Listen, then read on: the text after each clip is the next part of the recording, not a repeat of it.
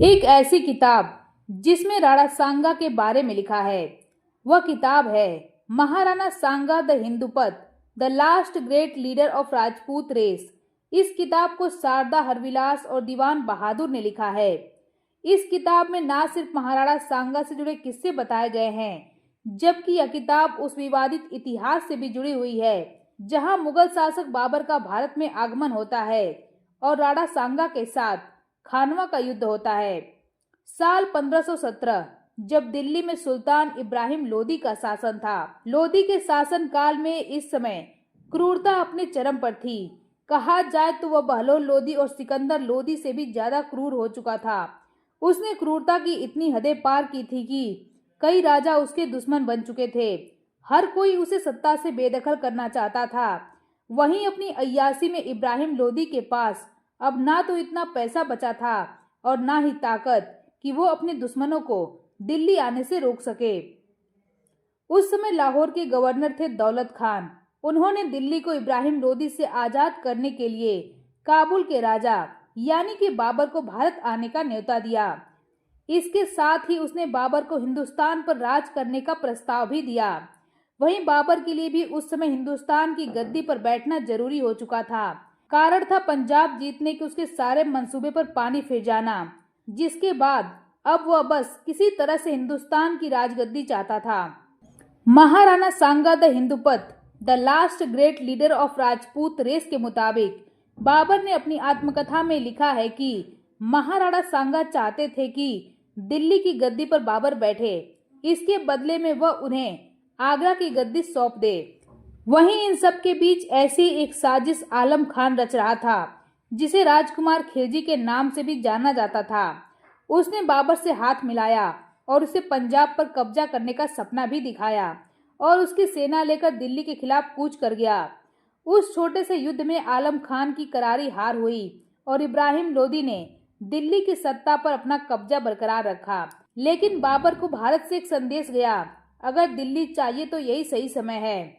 जिसके बाद बाबर 12,000 की सेना के साथ इंडस घाटी से भारत की ओर कूच कर गया। दिल्ली आते आते उसकी सेना में इतनी ज्यादा बढ़ोतरी हुई कि अब उसकी सेना लगभग 70,000 की हो चुकी थी। जिसके बाद पानीपत अब एक और युद्ध के लिए तैयार हो चुका था और वो युद्ध था बाबर और इब्राहिम लोदी का। जिसके बाद 29 अप्रैल 1526 को बाबर और इब्राहिम लोदी की सेना के बीच भीषण युद्ध छिड़ा। कई दिनों तक खून खराबा हुआ और अंत में दिल्ली की गद्दी पर बाबर का कब्जा हो गया। इब्राहिम लोदी जंग के मैदान में मारा गया और अफगान साम्राज्य को हिंदुस्तान में अब तक का सबसे बड़ा झटका लगा। इब्राहिम के मारे जाने के बाद अब महाराणा सांगा को आगरा चाहिए था। किताब के मुताबिक तो बाबर के साथ समझौता हो चुका था, लेकिन मुगल अपनी फितरत से कहां पीछे हटने वाले थे। दिल्ली पर कब्जा करने के बाद अब बाबर की नजर आगरा पर थी। कुछ दिन तक तो उसने इंतजार किया कि क्या महाराणा सांगा वहां आते हैं या नहीं, लेकिन जब कुछ दिन तक कोई हलचल नहीं हुई तो बाबर ने वहां भी अपना कब्जा जमा लिया। अब जैसे ही आगरा पर बाबर का कब्जा हुआ, उसका लालच बढ़ने लगा, जिसके बाद उसे अब बयाना पर भी मुगल शासन चाहिए था। इतिहासकार बताते हैं कि उस जमाने में बयाना राजनीतिक लिहाज से एक अहम भूमि थी। बयाना में राजपूतों का वर्चस्व था। वहां पर निजाम खान जागीरदार की भूमिका निभा रहा था। लेकिन निजाम खान यह भी जानता था कि अगर बयाना में अपना कब्जा चाहिए तो उसके लिए उसे महाराणा सांगा को अपने रास्ते से हटाना होगा। इसी वजह से निजाम ने दिमाग लगाकर बाबर और महाराणा सांगा को ही लड़वाने का काम किया। निजाम ने बाबर को बताया कि वह राणा सांगा का जागीरदार है और वहीं राणा सांगा को कह दिया कि बाबर की वजह से वो अपनी जिम्मेदारी को ठीक तरीके से नहीं निभा पा रहा है। अब इस एक चिंगारी ने बाबर और महाराणा सांगा को एक दूसरे के खिलाफ खड़ा कर दिया। जिसके बाद बाबर ने बयाना में राजपूतों को साफ करने के लिए अपनी सेना वहां भेज दी। उस सेना को तब निजाम के भाई अलीम खान का भी समर्थन हासिल हुआ और उसकी सेना भी मुगलों के सामने राणा के खिलाफ युद्ध के लिए तैयार हो गई। जिसके बाद मुगलों की सेना को करारी शिकस्त का सामना करना पड़ा। लेकिन अचानक से निजाम खान ने राणा की सेना के साथ बाबर के सामने जाकर सरेंडर कर दिया, जिसके बदले में बाबर ने उसे अहम जागीर सौंप दी। महाराणा सांगा के लिए यह एक बड़ी निराशा थी।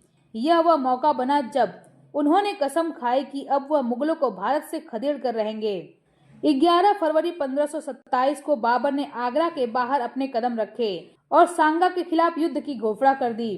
फतेहपुर सीकरी तक बाबर अपनी सेना को तैयार करना शुरू कर चुका था। वहीं दूसरी तरफ महाराणा सांगा ने भी चित्तौड़ से एक बड़ी सेना के साथ कूच कर दिया। इस युद्ध में राजकुमार महमूद खान लोधी का साथ भी महाराणा को ही मिला, क्योंकि उन्होंने अफगान शासक को अपने यहाँ शरण दे रखी थी। देखते ही देखते राणा रणथंभौर पहुंच चुके थे। बाबर सचेत था।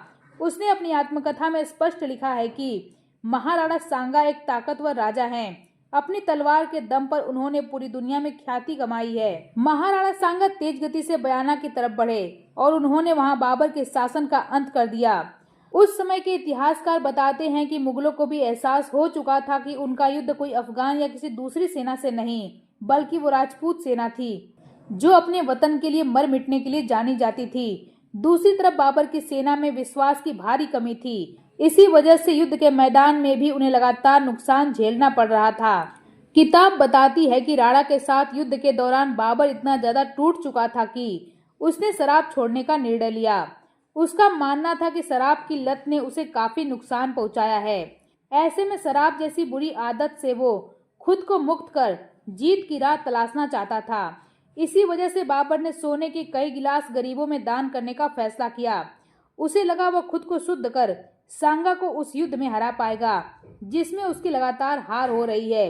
अपनी मुगल सेना को भी ताकत देने के लिए बाबर ने तब कुरान पर हाथ रख के कसम खिलवाई कि वह कभी भी शराब को हाथ नहीं लगाएगा और न ही उसकी सेना कभी शराब को हाथ लगाएगी। राजपूत सैनिकों में तो शौर्य की कोई कमी नहीं थी, लेकिन धर्म को ताकत बनाकर मुगल सैनिकों में बाबर ने नई जान फूंक दी। दूसरी तरफ महाराणा सांगा के साथ वैसे तो कई जगह से समर्थन था। कई राजा और उनकी सेनाएं उनके साथ खड़ी थी, लेकिन वो सभी समान विचार वाले नहीं थे। सभी के अपने मकसद थे। ऐसे में कब कौन छिटक जाए, कौन पाला बदल ले, इस वजह से भी राणा की सेना में एक स्थिरता मौजूद नहीं थी।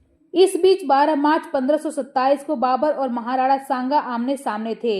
उस युद्ध में मुगलों ने कई तकनीकी का इस्तेमाल किया था। माना जाता है कि उस युद्ध में गन पाउडर तक का इस्तेमाल हुआ था। उस युद्ध में महाराणा को पहला झटका तब लगा जब राजा सिलहदी ने उन्हें धोखा देकर अपना समर्थन वापस लिया और बाबर से हाथ मिला लिया। वे अपनी 35,000 घुड़सवार सेना के साथ वहां से चले गए। उसके बाद महाराणा थोड़े परेशान हुए। उनका ध्यान भटका और उतनी ही देर में एक तीर सीधे उनके माथे पर लगा। युद्ध के मैदान में महाराणा बेहोश हो गए, जिसके बाद उन्हें सुरक्षित वहां से कहीं दूर ले जाया गया। इस युद्ध में शवों को बयाना, अलवर और मेवात तक पाया गया। वहीं राजपूतों से युद्ध लड़ते हुए मुगल थक गए थे, जिसके बाद बाबर ने स्वयं मेवाड़ पर आक्रमण करने का विचार छोड़ दिया और अपनी जीत के बाद बाबर ने दुश्मन की खोपड़ी का टावर बनाने का आदेश दिया, जिसका उद्देश्य सिर्फ एक महान जीत दर्ज करना नहीं था, बल्कि विरोधियों को आतंकित करना भी था। इससे पहले उसी रणनीति का उपयोग बाबर ने बाजौर के अफगानों के खिलाफ किया था। पानीपत की तुलना में खानवा की लड़ाई अधिक ऐतिहासिक थी, क्योंकि इसने राजपूत शक्तियों में मरने के डर को पुनर्जीवित करते हुए उत्तर भारत में बाबर को निर्विवाद बादशाह बना दिया और अंत में आते आते खानवा के युद्ध में बाबर की जीत हुई। महाराणा सांगा की सेना को हार का सामना करना पड़ा, लेकिन इस किताब में भी साफ बताया गया है कि राणा सांगा ने कोई धोखा नहीं दिया था।